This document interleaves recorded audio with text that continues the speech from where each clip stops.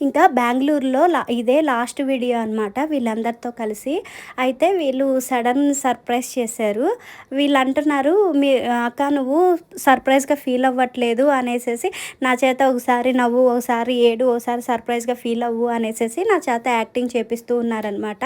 యాక్చువల్‌గా మేమంతాను ఒక నలుగురం, ఐదుగురం కలిసి ప్రతిరోజు నైట్ వాకింగ్ చేస్తాము. వాకింగ్ అయిపోయిన తర్వాత ఒక 10-20 మినిట్స్ ఏందంటే ఒక స్పేస్ ఉంటుంది గజిబా అనేసేసి, అక్కడ కూర్చొని మాట్లాడుకుంటూ ఉంటాము. సో, అయితే ఆ రోజు ఏమైందంటే వాకింగ్ చేసిన తర్వాత కూర్చుందాం అని అంటే, లేదు ఇక్కడ దోమలున్నాయి పైకి వెళ్దాం అన్నారనమాట. అయితే పైకి వచ్చిన తర్వాత ఒక 5 మినిట్స్ తాలిన తర్వాత వన్ బై వన్ వస్తూ ఉన్నారు. నాకేం అర్థం కాలేదు. తీరా చూస్తే ఇట్లా సర్ప్రైజ్ ప్లాన్ చేశారనమాట. అయితే నేను ఆ సర్ప్రైజ్‌ని ఫీల్ అవ్వలేకపోయే.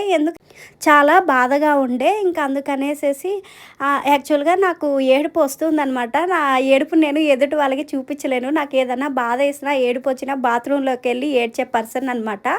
సో, ఇంకా అలా కంట్రోల్ చేసుకున్నాను. కేకు అంతా కట్ చేసి వన్ బై వన్ ఒక్కొక్కరికి పెడుతూ ఉన్నాను. యాక్చువల్‌గా ఇక్కడ ఉండే వాళ్ళందరూ జాబ్ చేసేవాళ్ళనమాట. ఒక ముగ్గురు మాత్రం చిన్న పిల్లలున్నారు. సో, ఇంత బిజీ షెడ్యూల్‌లో కూడా వర్క్ చేస్తూ కొంతమంది పిల్లల్ని పెట్టుకొని నా కోసం అంటూ ప్రతిరోజు ఒక 1 అవర్, 1½ అవర్ కేటాయించేవాళ్ళు. నాతో స్పెండ్ చేసేవాళ్ళు.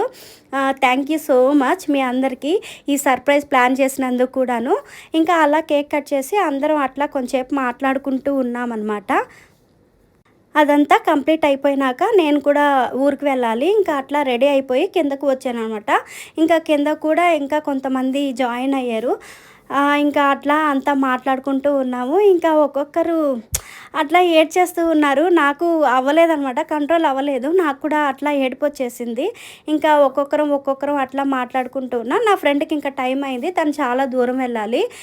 ఇంకా అందుకనేసేసి తను వెళ్ళిపోయిందనమాట. ఇంకా అట్లా అందరం మాట్లాడుకొని నేను ఇంకా ఆటో వచ్చింది. ఆటో బుక్ చేసుకున్నాను. నా బస్సు 10:30కి, 9:30కి అంతాను బుక్ చేసుకున్నాను. ఇంకా వీళ్ళంతా దగ్గరుండి నన్ను ఎక్కించారనమాట. ఇంకా ఇద్దరు మాత్రం నన్ను ఆటోలోనే డ్రాప్ చేశారు.